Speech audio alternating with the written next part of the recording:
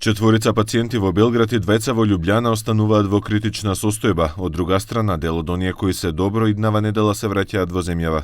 5 од вкупно 115 пациенти идната недела ќе се вратат, ќе бидат прифатени прво во клиниките, во трите болници во Скопје, од кај што е испратен и по тријажа направена ќе се констатира дали ќе треба да стојат да седат уште во болница или можеме да ги пуштиме веднаш дома.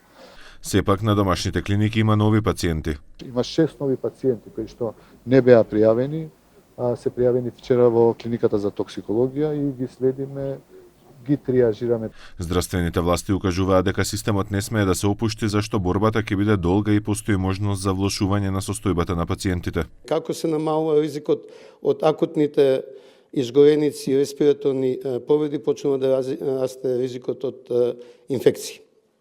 Фондот најави дека ќе им излезе во пресрет на пациентите.